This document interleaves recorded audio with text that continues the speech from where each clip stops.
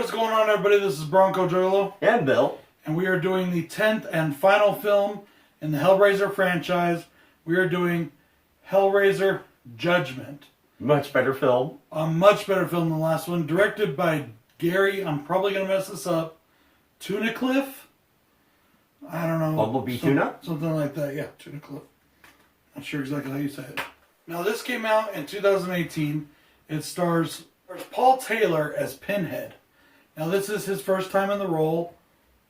We're going to get to how he did in a minute. Yeah.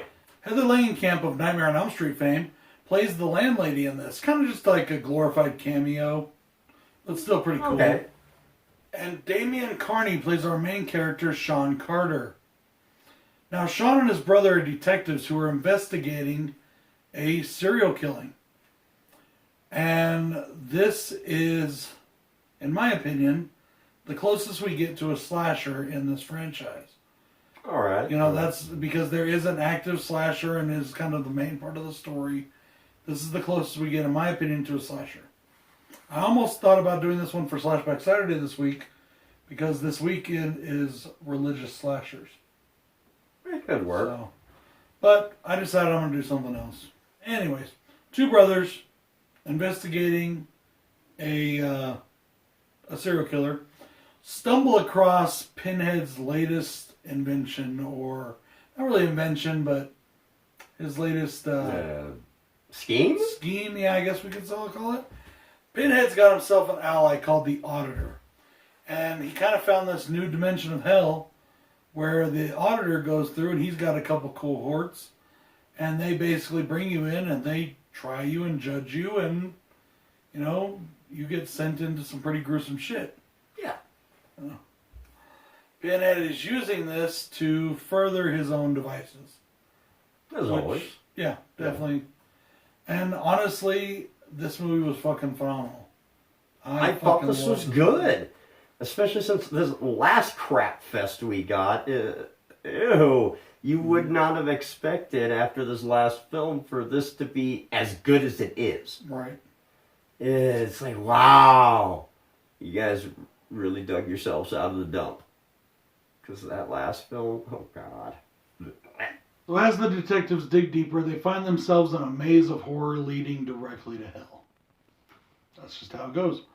I love how they kind of, in this movie, bring hell into the earth in a way. Like, there's actually a location that you go to, and as soon as you walk through the door, bam, you're in there. You're in hell. You don't even realize you are, but you are. Yeah, all right, yeah. You know, it's more than just the lament configuration. It's a little different this time. Yeah.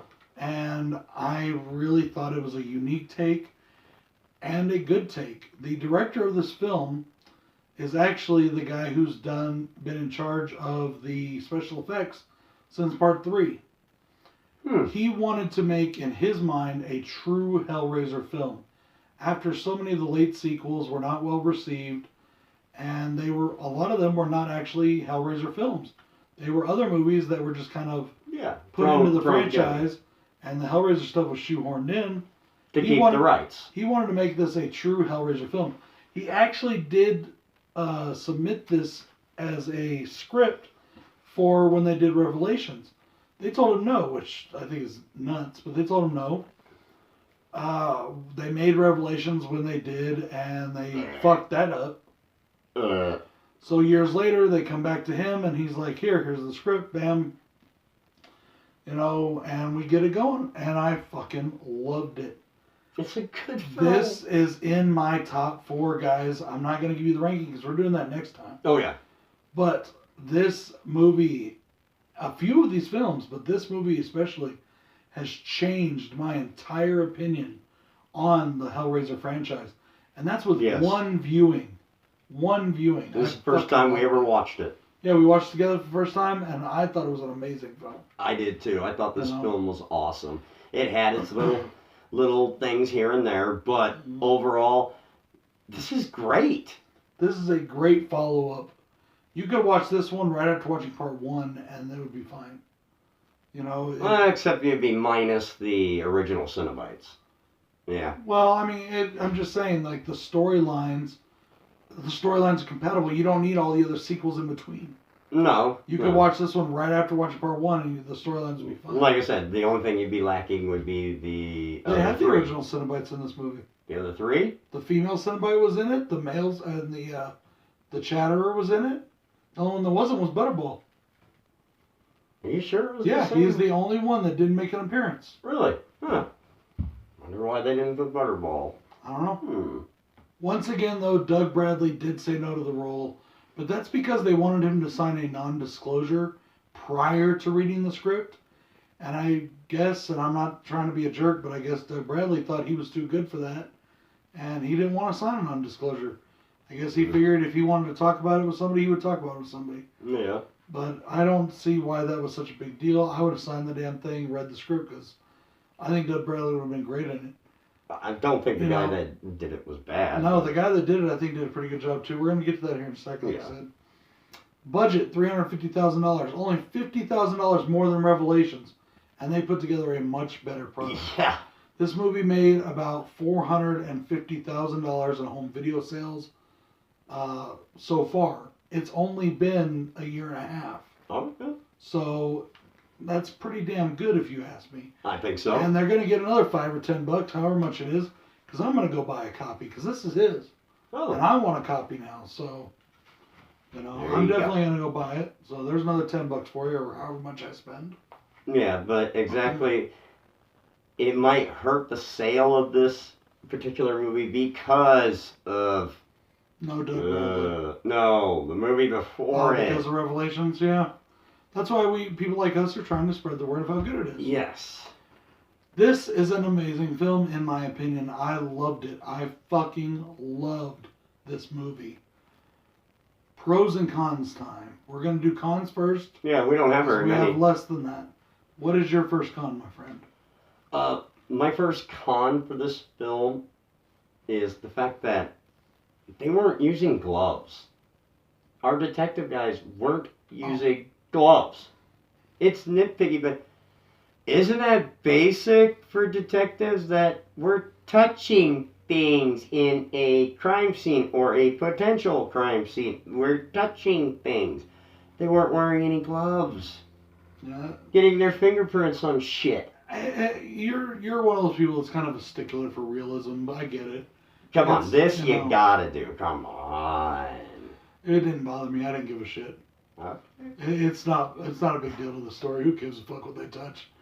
If we're watching NCIS or something, sure, but no. But when it has to do with stuff like that, I am nitpicky on that, just because. Yeah, come on, people. This is basic 101. We don't always have to agree. Okay. Guys, I really don't have any cons for this film. But I did have something I wanted to mention in this section of the review. It's not really a con, but some people might look on it as a negative. A negative is a con. I'm trying not to give anything away too much. No, but it's not a negative on the movie. The movie is fine. The movie is good.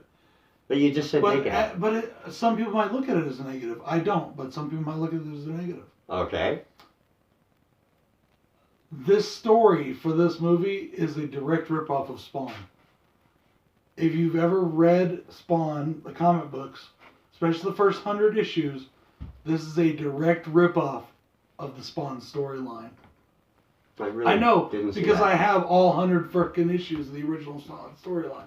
And it is such a ripoff on it. Even including the Angela scenario. Now, for those of you that have never seen Spawn, you have no clue what I'm talking about, and I'm glad for that. Because I'm not giving anything away to you. Those of you that have seen Spawn, I'm going to try to be as vague as possible. This is Spawn. This storyline is Spawn. It really is. It's part of the Spawn. It's the elements of the Spawn storyline. I'm not talking about the main Spawn storyline like with Al Simmons and all. But the things, the people that he interacts with, the characters, they're all basically in this film just under different names. So okay. I couldn't help but notice it. I was like, this is fucking Spawn. I was like, okay, cool though. I like Spawn. I don't give a fuck. Who knows? But, so like I said, it's not a con for me, but some people may take it as a negative that, it's got those inflections, those, you know, it took the storyline from that. I don't know. I just thought I'd mention it. Just something I thought struck me as odd. But hey, that's okay. I like the movie still. Okay, cool. So like I said, I don't have any cons, really. Alright, that was my only con for this film. Let's get into the pros of this film. Okay, pros. We've been talking about it all leading up to this. Give it up for the guy playing Pinhead. He did great. What was his name? Paul Taylor, something like that? What was it? Yeah, Paul Taylor. Yeah. Give it up for Paul Taylor. He said himself that he didn't want to do a Doug Bradley impersonation. And I'm glad of that. Yeah. He made the character his own. Yeah. He still came off as really good, really creepy. I enjoyed it a lot. I really enjoyed his performance as Pinhead. If we can't get Doug Bradley, this guy will do. Yes. Now, one thing the director said is he was hoping that the success of this film would inspire them to make more, but this is the jumping off point. But hopefully with a bigger budget and with Doug Bradley back in the role. Not that he was slamming his actor, yeah, but it's Doug Bradley's role. It is his role. But I'd say we got a good substitute if Bradley won't do it. The critics really did praise this film, actually. Their negatives, though, is that it has a low budget and it looks cheap. I didn't get that in the movie. I didn't see it looking cheap. I thought it looked great. I mean, I wanted to say, have you guys watched Hellraiser films? Like, that house from the first movie, it's supposed to be this nice place. It's a rundown shack. I mean, you know... It's got charm. Well, it's like, I thought that the look of the film, and that's my next pro, the look of the film, the set design, all that, fit Hellraiser. Yes, it did. It fit Hellraiser, and I really enjoyed that. So I don't understand why they said that it was a con for them. And I didn't mean to go and place you. No, that's all right. That's all right. That way. Let's just keep going with it, because that was one of my pros as well, is the scenes. Yeah. You know, the atmosphere of this film. It is a Hellraiser. The atmosphere is really good. We finally get one that is meant to be Hellraiser, not plug, cut and paste, cut and paste. No, we finally get one that was actually written to be a Hellraiser film. And that's why the feel, the atmosphere of this film is so great, because it was meant to be a Hellraiser film. That's why it clicks. Where the other films, the atmosphere wasn't there. Some of them. It depends on your point of view. Yeah, exactly, it does. There's some. I thought Hellworld was there. Hellworld, I thought they did that a really good job. That house was great. I love that. Yes. Inferno, I'm a big fan of Inferno, but this one feels more like Hellraiser than either of those, honestly. Yes, it does. And I loved it. I loved that as well. I love the atmosphere. I think it's so good. It's creepy. It's dark. It's not quite the same atmosphere that you get from the first film, but it's still distinctly Hellraiser, and that's something I enjoy. Yeah. Next thing I wanted to talk about is that I know it might not have struck other people. The music in this film really led to that atmosphere. Oh, okay. And I thought the music was awesome. Whether it was the metal they were playing in or just the tones and the score. Yes. It was so good. I really did enjoy it. I thought it was a great score. I thought it lent so well to the movie, and I was very, very happy with it. All right. I didn't really notice it that much, but okay. I'm big on music in movies. I like a good soundtrack. If a score doesn't fit right, it makes the movie feel off. You know, there's a lot of movies where it just doesn't feel right, especially in some lower budget films. And okay, yeah. I mean, there's some higher budget films too where it's like that. But, oh yeah. You know. Like, who the hell chose this? Yeah. Okay, my next pro for this film is the story of this film. This sort of interrogation thing. We're gonna try not to give too many spoilers. Yeah, that's what I'm saying. There's still a lot of people that haven't seen this one. I do like this. This is a different angle for Hellraiser. Yes, it is very different. But it works. It actually works very well. And one of our lead detective guys, he gets interrogated, and that's all I'm going to say really about that. But I love that scene where he's being interrogated. I love this scene. I love the outcome of this scene because he's guilty but forgiven, would you say? Yeah. Without giving too much of this away, we're trying. It's hard to not give it away. There's a couple twists in this movie. Yeah. And the first twist is, well, I'm gonna give you something. My next pro in this is what I call the introduction of the divine, and that's where the Angela part comes in for you Spawn fans. And this is a pro of mine as well. Is introducing this. They finally we've had hell throughout all these films. No mention of heaven. No mention of heaven or God. This one brings that into it. And I'm not going to get too far into it. That's another part of the storyline from Spawn. I know. That twist where you say guilty but not guilty. Yes. That guilty but forgiven. It reminds me of Cagliostro talking to Spawn. When Spawn's asking, "You're sending soldiers and demons to kill people and reap souls?" He's like, "What did you expect? A carpenter wearing sandals?" Cagliostro tells that to Spawn in the animated series that they did back for HBO. Oh, yeah. And that's what it is. I'm not going to say he took it from it, but that's what it felt like he took it from. Okay. And it's kind of that thing, like, Heaven's got their stake in this, too. Yeah, they've just been sort of not there in this entire franchise. But now we're kind of, and this is a pro of mine as well, we're getting that aspect introduced finally in this franchise. And I say finally because if there's hell, there's got to be heaven too, right? Why are they taking a back seat? You can't acknowledge the existence of one without the existence of the other. The yin and the yang. Yeah. And I really do enjoy the introduction of the divine. That's how I'm going to put it. It was done well. I don't want to give too much away. Yes. Final thing, I love the final twist in the movie.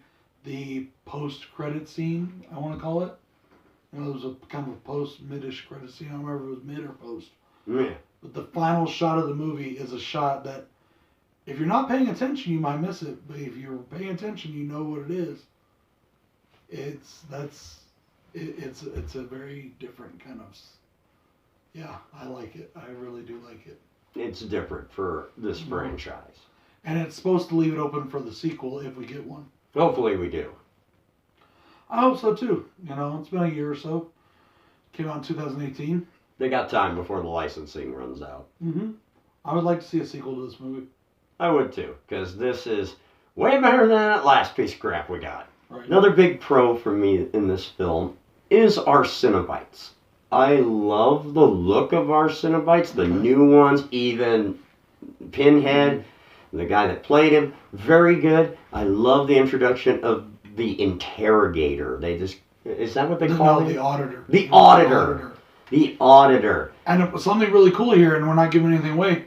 The look of the auditor is actually the look they were going to go with Pinhead in the remake that never happened. Yeah. If you go on Wikipedia, you can see the picture. They have it in there of what Pinhead was supposed to look like in the remake. And if you take the pins out of it, it's the auditor. It's awesome, and it looks really badass. Oh, it really does. And I love the auditor's character as our newest Cenobite. I love him because he is like he's a Nazi. Yeah, he's basically a Nazi. He's a Nazi. That's exactly. I was like, oh, just because he's German, you're calling him a Nazi. But no, come on, you can tell by what he's talking about his badges. He was a Nazi. He was a Nazi. He was a Nazi in his former life. In his life. That was actually my next pro as well. Okay. I love the look of them, and I love the introduction of these new characters, of this new realm of hell, let's call it. Yes. We got the auditor. We've got the what was the other guy? The guy that eats the papers after he made. I forget what they called him, but. And then we've got the butcher and the surgeon, and oh my God, I thought the butcher and the surgeon were badass. Hell yeah. And that actually leads me into my final pro, guys. Just like with the Friday the 13th remake, we get a badass 20-minute almost pre-credit sequence that just fucking goes for broke with the blood and the gore. And it was fucking awesome. Yep. And we didn't even mention the blood and the gore yet. They look great in this movie. As in all the films. But that's pre-credit sequence. If you remember the pre-credit sequence for the Friday the 13th remake. Oh, yeah. I mean, where Jason is just taking out that whole group of people, just ripping through them. That's what this reminded me of. I'll buy it in a Hellraiser-ish kind of way. Yeah. But it was still just this intense, brutal sequence. And I thought it was badass. I fucking love it. What a great way to start. I'll agree with you there. Great way to start a film that needed a good fresh start. Definitely. Even though, well, yeah, after Revelations, definitely, yeah. Yes. Oh, God. But you know what? We're going to get into our ranking of the film in the next video. Yep. Did you have any more pros? No, that was actually it for me as well. All right, guys. This is BroncoJuggalo saying I can't wait to rank these movies. Yeah. We'll see you next time. Check out Hellraiser Judgment if you haven't already. Do check this one out. This is an awesome movie. If you're not checking this film out because of Revelation, no, I know that film left a bad taste in my mouth too. But yes, check out Judgment. This is a good film. Definitely agree. This is BroncoJuggalo saying peace. And Bill saying good night.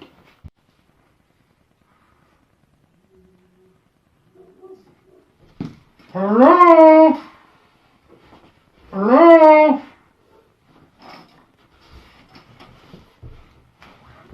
Demon King? Demon King, where are you? Hello? Who the fuck are you? Hey, I'm just looking for my buddy the Demon King. Who? He wears a leather jacket and he's got a spiky helmet on. Like, you mean the weird dude with the crown? Yeah. Oh, yeah, he's in quarantine. Really? Fuck. Yeah, coronavirus. Oh, goddamn. I didn't get that memo. Well, the quarantine area is just right over there. Okay. Yes, very good.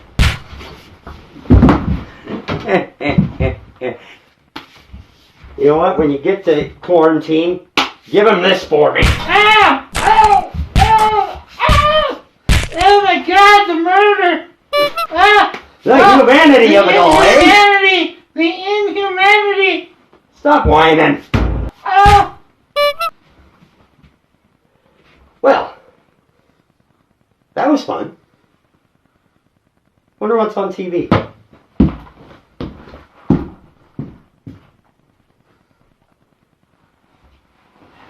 I'm still alive! No, you're not. You'll be dead soon.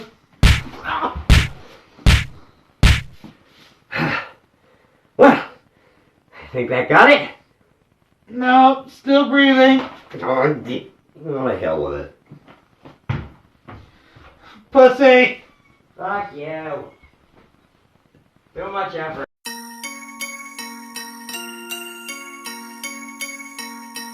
Talking about mob shit.